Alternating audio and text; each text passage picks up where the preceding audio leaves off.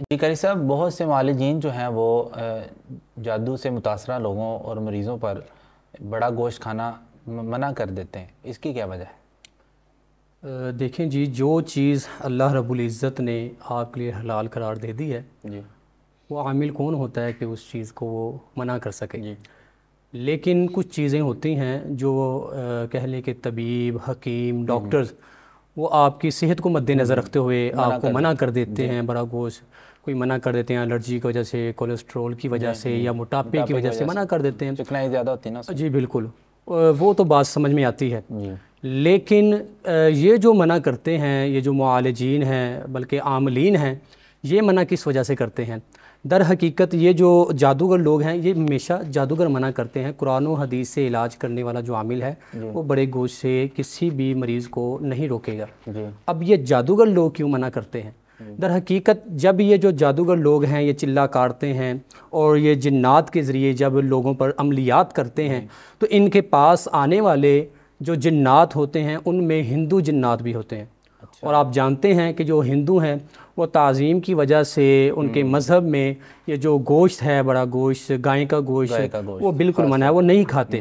تو جب وہ جادوگر نہیں کھاتے تو وہ اس جادوگر کو بھی روک دیتے ہیں، اور وہ جادوگر چونکہ اس نے وہ جنات کی مدد سے لوگوں کا علاج معالجہ کرنا ہوتا ہے، عملیات کرنے ہوتے ہیں، تو اس لیے وہ لوگوں کو منع کر دیتے ہیں۔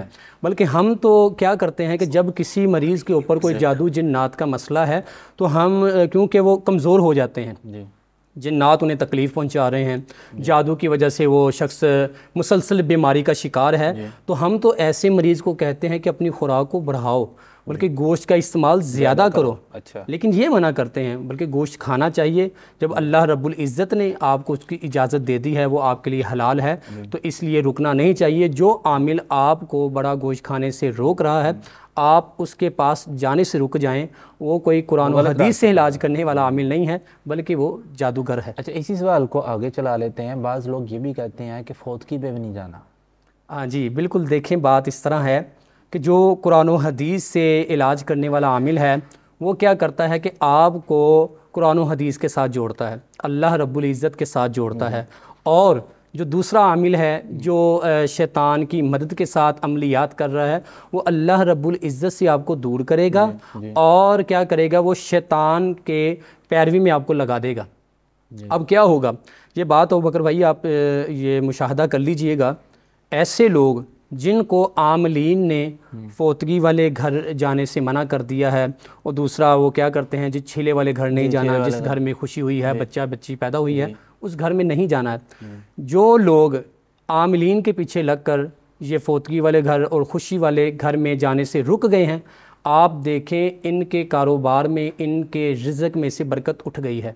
اچھا جی، اور کیونکہ نبی مکرم صلی اللہ علیہ وآلہ وسلم نے فرمایا کہ رشتہ داریوں کو جوڑو، توڑو نہیں، بلکہ فرمایا نبی مکرم صلی اللہ علیہ وآلہ وسلم نے کہ جس شخص کے گھر کے دروازے رشتہ داروں کے لیے کھل جاتے ہیں، اس کے لیے اللہ پاک اس کے رزق میں برکت بھی عطا فرماتا ہے، اس کے عمر میں بھی اللہ پاک برکت عطا فرماتا ہے۔ اور جو شخص کسی کی خوشی میں شریک نہیں ہوگا، کسی کے غم میں شریک نہیں ہوگا، تو ظاہری بات ہے دوسرا شخص بھی اس کی خوشی غمی میں شریک نہیں ہوگا۔ تو شیطان تو یہ چاہتا ہے، جی بالکل، شیطان یہی چاہتا ہے، اس نے رشتہ داری توڑ دی ہے، آپ کے لیے جو رزق ہے اس میں سے برکت اٹھا لی گئی ہے۔ اس لیے ان لوگوں کے پیچھے نہ چلیں، ان کی ان چیزوں کو مت فالو کریں، بلکہ رشتہ داریوں کو جوڑیں۔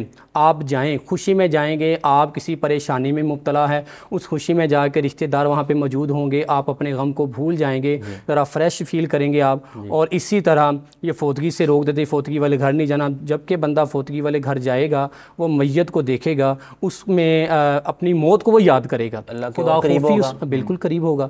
لیکن یہ جو لوگ ہیں عاملین ہیں، انہوں نے جی روک دیا، فوتگی والے گھر بھی نہیں جانا، خوشی والے گھر بھی نہیں جانا، ایسا شخص گھر میں رہ رہ کے ڈپریشن کا مریض ہو جائے گا۔